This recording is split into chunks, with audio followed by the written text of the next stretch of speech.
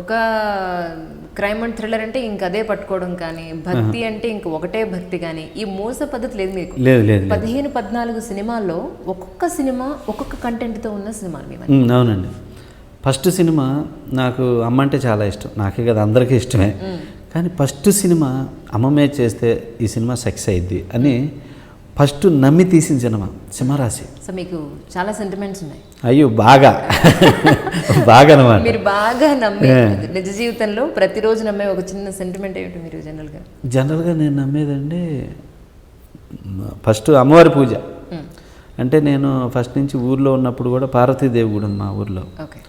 నేను స్నానం చేస్తే ఫస్ట్ వెళ్ళిపోయి ఆమెను దర్శనం చేసుకుని వచ్చి ఏ పనైనా మొదలు పెట్టుకుంటా వెళ్తుంటా. బాగా కలిసి వచ్చింది, బాగా నమ్ముతాను. కలిసి వచ్చిందని దానికన్నా కూడా నమ్ముతా. మనం నమ్మకంతో చేస్తే డెఫినెట్గా మనం సక్సెస్ అవుతాం. మన కష్టంలో మన సంకల్పం, మనం అనుకున్న ఉద్దేశం మంచిదైతే ఎంత పెద్ద విషయమైనా మనం ఫెయిల్ అవ్వం, సక్సెస్ అవుతామని బాగా నమ్ముతానండి నేను. అలా నమ్మి మా నాన్నోళ్ళు అనేవాళ్ళు అనమాట, ఒరే పెద్ద డైరెక్టర్లు, పెద్ద ప్రొడ్యూసర్లు, నువ్వు సరిగ్గా 10th క్లాస్ చెప్పి చదవలేదు, నువ్వు అసలు ఎలారా నువ్వు అవుతావు అనేవాళ్ళు. లేదు నాన్న నేను అవుతాను అని చెప్పి అంత ఇదిగా వచ్చానమాట. ఫస్ట్ నుంచి అండి నేను బాగా నమ్మేది మోరల్స్, ఎథిక్స్. చాలామంది ఏంటంటే పక్కోడిని నమ్మించడానికి అబద్ధం ఆడతారు, పక్కోడిని ఇది చేయడానికి మోసం చేస్తారు. పక్కోళ్ళతో బాగుండటానికి మనం నమ్మకంగా లైఫ్ లాంగ్ నమ్మకంగా ఎందుకుండి ఆ ఫ్రెండ్షిప్ని కానీ మనం అనుకున్నది కానీ ఎందుకు సాధించుకోలేము? ఇది ఫిల్మ్ ఇండస్ట్రీలో ఎక్కువ ఉందంటారా, బయట కూడా చాలా ఎక్కువగానే ఉందంటారా? అంటే అన్ని చోట్ల ఉన్నాయండి. ఇప్పుడు ఏంటంటే చాలామంది ఏంటంటే మంచి అనే దాన్ని వదిలిపెట్టి నేను ఎక్కడికి వెళ్ళాలంటే ఎంత బిల్డప్గా వెళ్ళాలి, నేను ఎక్కడికి వెళ్తే ఇలా ఇది చేస్తారు, ఇలా వెళ్తే ఈ బిల్డప్లో ఉండాలనేది చాలామంది నమ్ముతారు. అదంతా నేను ఇప్పటికి కూడా ట్రాష్ అనే నమ్ముతా. కొంచెం ఎక్కువగానే ఉంటుంది అనుకోవచ్చు. ఉంటుంది. మనం బాగుండాలి, మనం ఎట్లుండాలి, మనం చేసుకుందా అంటున్నాను తప్పులేదు. కానీ ఫస్ట్ క్యారెక్టర్ శుభ్రంగా ఉండాలి, మనం నీతి నిజాయితీగా ఉండాలి. మనం నీట్గా ఉంటే అన్నీ వస్తాయి. ఎక్కడ అపాయింట్మెంట్ కావాలన్నా అక్కడ వచ్చిద్ది. ముందు అది వదిలేస్తున్నారు, అది వదిలేసి హంగామా అని వెళ్తూ ఉన్నారు. అందుకని నేను ఫస్ట్ నుంచి వాటిని నమ్మను. అందుకని నేను ఫస్ట్ నుంచి మీరు అన్నట్టు సెంటిమెంట్ అనేది ఫస్ట్ అమ్మ దగ్గరే నమ్ముతా. ఆమె చేసుకుని నేను ఇది అనుకుని వెళ్ళిపోతూ ఉంటా. ఇంకా ఆ రోజు ఇక అస్సలు తిరుగుండదు, అంత క్లీన్గా వెళ్ళిపోతాను. అంతే, ఫస్ట్ నుంచి అంత అనమాట. అందుకని అబద్ధం ఆడటం, లేకపోతే ఇంకోటి చేయటం, ఇంకో రకంగా బిహేవ్ చేయటం ఇంతవరకు లేదు. ఎక్కడ సముద్రాన మంచోడు అంటారు, అంతే. అట్లాగే నమ్మండి సింహరాశి. అసలు నా లైఫ్లో ఇప్పటికి కూడా నా బెస్ట్ మూవీ, నా ఫస్ట్ సినిమా సింహరాశి. ఎందుకంటే దాంట్లో అమ్మ గురించి ఇంకా పీక్లో ఏ సినిమాలో ఉండదు, అంత గొప్పగా ఉంటుంది. తర్వాత ఒక మనిషి క్యారెక్టర్ మీద, అంటే ఇలా బెంజ్ కార్లు అంటారు, ఫ్లైట్లు అంటారు, ఇవన్నీ అంటారు. కోటీశ్వరుడు అంటే ఇట్లా ఉండాలి అనేది. దాన్ని ఏముంటుంది తెలుసండి, కోటీశ్వరుడు వాడు ఒకే జత వేసుకుంటాడు. వాడు ఏంటంటే ఏ ఫ్రిడ్జ్లు ఉండవు, ఏ కారు ఉండదు, ఏది ఉండదు, ఒకే డ్రెస్ వేసుకుంటాడు. వాడి బట్టలు వాడే ఉత్తుకుంటాడు, నేల మీద కూర్చొని తింటాడు, రాగి ముద్ద మట్టితో చేసినే వాడుతుంటాడు. ఎందుకు అంటే ఇవన్నీ శాశ్వతం కాదు, ఇది శాశ్వతం, దీన్ని నమ్ముకోవాలి. కలెక్టర్ ఆఫీస్కి వెళ్ళిన నేల మీద కూర్చుంటాడు, కలెక్టర్ వచ్చి కింద కూర్చుంటాడు, సార్ మీరేంటి సార్ అని చెప్పేసి. లేదండి ఇది నేను నమ్ముతా, పర్వాలేదు మాట్లాడండి, నేను పైన కూర్చోవాలని మాట్లాడ అంటే ఇంత పర్ఫెక్ట్గా, ఇంత ధర్మంగా, ఇంతగా నమ్మే క్యారెక్టర్ అనమాట రాజశేఖర్ క్యారెక్టర్ సింహరాశిలో. సో అందువల్ల ఆ 2 విధానాలు ఆ సినిమాను పెద్ద హిట్ చేసింది. ఇప్పుడు కూడా నన్ను అంటారు, సార్ సింహరాశి అద్భుతమైన సినిమా, ఇంకోటి తీయండి సార్ అంటారు నన్ను. అట్లా నమ్మి అది చేశానండి. తరువాత బ్లడ్ రిలేషన్, అంటే సిస్టరు, అన్నదమ్ములు, ఒక కుటుంబం. అంటే ఇట్లా ఎంచుకుంటాను నేను డైరెక్షన్ చేసే సినిమాలు. నేను ఇది చేశాను, ఇట్లాంటిది వచ్చింది, సో నెక్స్ట్ ఎలాంటివి చేయాలి, ఇప్పుడు సొసైటీలో ఎలాంటిది వీక్గా ఉంది, మనం సొసైటీకి ఎలాంటివి చెప్పాలి. సో మన నుంచి వెళ్ళే సినిమాలో ఒక చిన్న మెసేజ్ అన్న ఉండాలి. ఉందంటారా సినిమాలకి ఆ మోరల్ వాల్యూ ఇవ్వాల్సిన అవసరం ఉందంటారా? డెఫినెట్గా ఉందండి, తీసుకుంటారు కూడా. ఈ సినిమానే రుజువు చేసింది. శివరామరాజు అనమాట. శివరామరాజు చేయాలని చెప్పి అనుకొని ఎన్ని సినిమాలు వచ్చినాయి. అప్పుడు ఆ టైంలో మదర్ సెంటిమెంట్ చేసినప్పుడు 10 years వరకు రాలేదండి అమ్మమ్మ సినిమా. అది క్యాల్కులేట్ చేసి చేశా. తర్వాత సిస్టర్ సెంటిమెంటు బ్రదర్స్ మీద చేయాలనుకున్నా. ఈరోజు నా మాట అంటే ఏముంది, 100 సార్లు అబద్ధం ఆడుతున్నారు. కానీ మాట అనేది ప్రాణంతో సమానం. మనిషి అంటే అలా బ్రతకాలి అనేది. రక్త సంబంధం అంటే మనం తీసుకునేది కాదు, అది భగవంతుడు ఇచ్చేది. భార్యని మనం సెలెక్ట్ చేసుకుంటాం, ఫ్రెండ్స్ని మనం సెలెక్ట్ చేసుకుంటాం, లేకపోతే ఇంకొకరిని మనం సెలెక్ట్ చేసుకుంటాం. మన అమ్మని, నాన్నని, అక్కని, చెల్లెల్ని, తమ్ముడిని మనం సెలెక్ట్ చేసుకోం, అది భగవంతుడు ఇస్తాడు.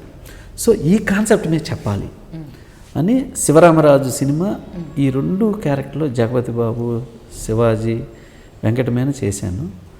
ఫాదర్ క్యారెక్టర్ అంటే మాట కోసం ప్రాణం ఇచ్చే మనిషి, మాట తప్పితే ప్రాణం పోయినట్టే అనే క్యారెక్టర్ని హరికృష్ణ చేశాను. సో ఆ సినిమా చేసి అద్భుతమైన విజయం అయితే రిలీజ్ అయిన రోజండి, మీరు చాలా పేపర్లో కూడా వచ్చింది అన్నమాట. కరీంనగర్లో ఎప్పుడో ఒక 10 సంవత్సరాల క్రితం ఒక 50 మంది ఉన్నటువంటి ఉమ్మడి కుటుంబం విడిపోయింది.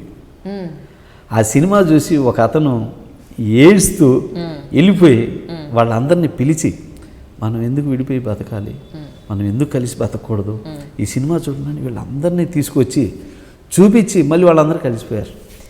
సినిమాల్లో ఉన్న ప్యాషన్స్ చూసి నేటి తరం యూత్ చెడిపోవడం మనం చూసాం. ఆ సిగరెట్ లేదంటే కాలేజ్లో ఈవ్టీజింగ్ అని చూసాం. కానీ ఒక సినిమా చూసి నిజంగా ఒక ఫ్యామిలీ కలవడం అనేది నిజమండి.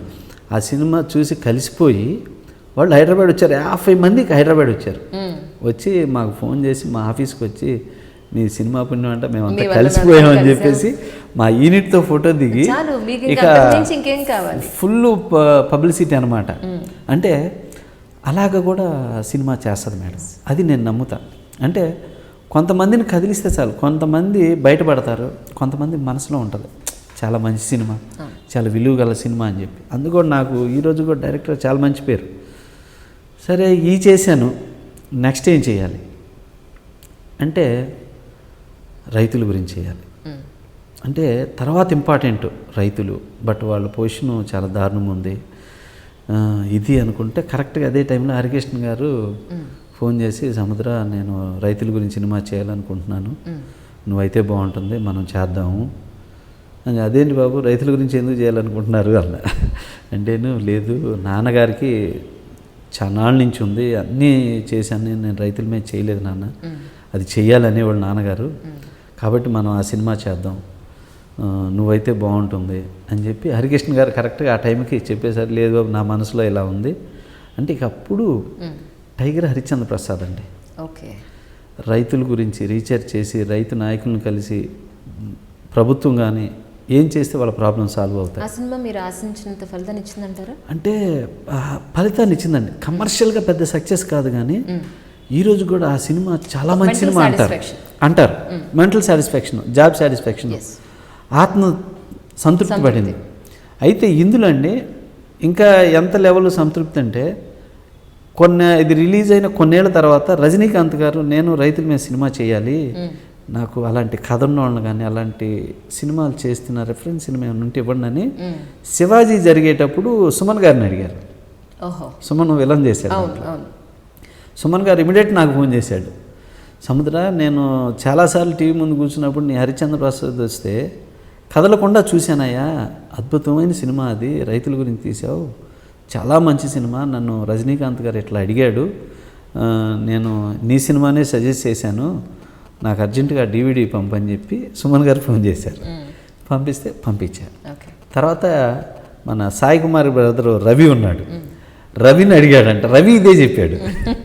ఇట్లా రజనీకాంత్ గారు ముగ్గురిని అడిగితే, రజనీకాంత్ గారితో వర్క్ చేయలేదు కానండి, మన మోహన్ బాబు గారి బ్యానర్లో విష్ణుతో చేశారు. విష్ణుతో చేసినప్పుడు ఆయన 4-5 సార్లు సెట్కి వచ్చారు.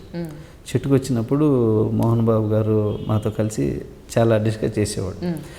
అప్పుడు చెప్పాను అనమాట, ఇట్లా చెప్పారండి, ఇదే నువ్వు అని చెప్పి, సముద్ర మనం కలుద్దాం చేద్దాం అని చెప్తా నేను అని, అంతవరకు కలిసేవాళ్ళం అనమాట. అంతే. ఇంకా తర్వాత నేను చంద్రముఖి వరకు రజనీకాంత్ గారితో టచ్లో ఉన్నా, తర్వాత మళ్ళీ కలవలేదు ఆయన. అయితే అండి అట్లాగా హరిశ్చంద్ర ప్రసాద్ రైతుల గురించి తీసిన తర్వాత హరికృష్ణ గారు ఏడ్చేవాడు స్పాట్లో, సీన్ స్టార్ట్ అని చెప్పేస్తే చెబుతా అంత సెన్సిటివ్. అసలు ఆ రైతులకు జరిగే బాధలు గుర్తొచ్చి ఇచ్చేసేవాడు. నేను ఏంటి అని చెప్పి కట్ చెప్పేవాడిని. అలా చూసి మాకు అలా నీళ్ళు వచ్చేసి కట్ కట్ కట్ అనేవాడిని. అంత ఇదిగా ఇన్వాల్వ్ అయ్యి హరికృష్ణ గారు కూడా ఏంటి బాబు ఎమోషన్ అయిపోయామంటే, లేదు నాన్న డాడీ ఎప్పుడప్పుడు గుర్తు వస్తాడు రైతుల గురించి, అది ఇన్వాల్వ్ అయిపోయాను అని చెప్పి ఇక కాస్త సరే కట్ అని చెప్పి పక్క వెళ్ళిపోయేవాళ్ళు. వెళ్ళిపోయి కాసేపు ఉండి కాసేపు కూల్ అయిపోయి బాగా సెన్సిటివ్ హరికృష్ణ గారు. ఒక్కొక్క విషయం తెలిసినప్పుడు అలా బాధపడుతుంటాడు. రైతు అనేవాడి గురించి నిజంగా పాపం ఆయన 3 సార్లు ఏడ్చాడండి స్పాట్లో. డైలాగ్ చెప్తూ క్లైమాక్స్ ఇన్వాల్వ్మెంట్. చీఫ్ మినిస్టర్తో ఒక రైతు నాయకుడు మాట్లాడేటప్పుడు అదొక సీను. ఒక రైతు చనిపోతే ఆ కుటుంబానికి ఏమవుతుంది అనే సీన్లో 3 సార్లు ఏడ్చాడు పాపం. ఏడిస్తే అంటే ఆ డెడికేషను, ఆ ఇన్వాల్వ్మెంట్ అంటే అంత కదిలించింది ఆ సినిమా. అందువల్ల అట్నుంచి ఆ ప్రతి వాళ్ళు వీళ్ళు చెప్పిన దానికి, సినిమా చూసి చెప్పిన దానికి, ఇంతవరకు రైతుల మీద అంత గొప్పగా తీసిన సినిమా లేదండి. ఈవెన్ కూడా ప్రభుత్వాలు తీసుకున్నా, తెలుగుదేశం పార్టీ తీసుకోండి, కాంగ్రెస్ తీసుకోండి, మన ఇప్పుడు కేసీఆర్ గారిని తీసుకోండి, అంటే వీళ్ళు మంచి పరిపాలకులు బాగా చేస్తున్నారు. కానీ ఈ 3 గవర్నమెంట్స్ కూడా రైతులకి తాత్కాలికంగా ఏదో చనిపోయినప్పుడు వెళ్తున్నారు, పలకరిస్తున్నారు, మాట్లాడుతున్నారు, చేస్తున్నారు, కానీ వాళ్ళకి శాశ్వత పరిష్కారం చూపించట్లా. ఏదో ఇది చేసాం అయిపోయింది వచ్చామా అనేది ఉంటున్నాడు తప్పితే శాశ్వత ప్రాబ్లం సాల్వ్ చేసే నాయకుడు కనపట్లేదు. సో సపోజ్ ఇప్పుడు మోదీ గారు ఉన్నారు. మోదీ గారు ఇప్పుడు బ్లాక్ మనీ అన్నారు. ఆయన ఏదన్నా కానీ శాశ్వత పరిష్కారం ముందు ఇట్లా మారిస్తే కానీ ఇది అవ్వదు అని చేశాడు. నెక్స్ట్ అలవాటు లేదా, అలవాటు నేర్చుకుంటారు, నేర్పుదాం, రైతుకు కూడా నేర్పుదాం అని చెప్పి ఇప్పుడు ఎవడన్నా ఏమనుకోని తిట్టుకొని జిఎస్టీ తీసుకురండి, జిఎస్టీ తెచ్చారు. అంటే ఇటువంటి ప్రాబ్లంని సాల్వ్ చేస్తూ దేశాన్ని ముందుకు నడిపించే నాయకులు వస్తే డెఫినెట్గా చేస్తారు. ఇప్పుడు మోదీ గారు కూడా నెక్స్ట్ ఇలాంటి స్టెప్ సో ఎకనామికల్గా తీసుకుంటున్నారు కదా, నెక్స్ట్ రైతులకు కూడా చేస్తాడని నేను అనుకుంటున్నాను. అలాగండి కేసీఆర్ గారు కానీ చంద్రబాబు గారు కానీ కూడా ఇప్పుడు అవి ఇవి ఫైట్ చేస్తున్నారు, కానీ వాళ్ళు దీని మీద ఒక మనసు పెట్టి చేసి శాశ్వత పరిష్కారం చేయాలని ఏ నాయకుడైతే కంకణం కట్టుకుంటాడో అతను ఈ చరిత్రకారుడుగా మిగిలిపోతాడు అనేది నా నమ్మకం అన్నమాట. అవును, ఎందుకంటే మనం ఈరోజు ఈ 5,000 నోట్లకు పెడుతున్నాయంటే అది రైతు నాయకులం, రైతు కుటుంబం నుంచి వచ్చాం, కానీ రైతు అవ్వాలనుకో. రైతు నాయకుడు రైతు కుటుంబం నుంచి వచ్చిన వాళ్ళు మినిస్టర్లు అయ్యారు, ఎమ్మెల్యే అయ్యారు, ఎంపీలు అయ్యారు, సీఎం అయ్యారు, ప్రైమ్ మినిస్టర్లు అయ్యారు. ఇలా అయిన ప్రతి వాళ్ళు కానీ రైతు పరిస్థితి మాత్రం అలాగే ఉంది. బట్ ఎవరో ఒకళ్ళు పుట్టి దాన్ని ఇది చెయ్యాలి అనేది అవ్వట్లా. సో అందుకని ఏంటంటే ఈ సమస్యని ఇలా చేస్తే సాల్వ్ అయ్యిద్ది అని అంత మైండ్ పెట్టి హరిశ్చంద్ర ప్రసాద్ చేసామండి. అంత న్యాచురల్గా చేయబట్టి ఆ సినిమాకి ఈరోజు కూడా చూసిన వాళ్ళు కానీ భలే సినిమా అండి హరిశ్చంద్ర ప్రసాద్, రైతుల గురించి తీసినోడు ఎవరూ లేరండి అంటారు. ఆ తృప్తి ఆ సినిమాకి మిగిలింది. నంది అవార్డు వచ్చిందండి, సినిమాకి వచ్చింది అంటే ఆ కథకి.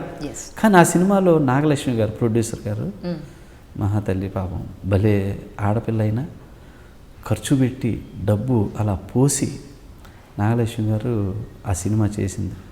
చాలా మంచి. ఐ డ్రీమ్కి సబ్స్క్రైబ్ చేయండి.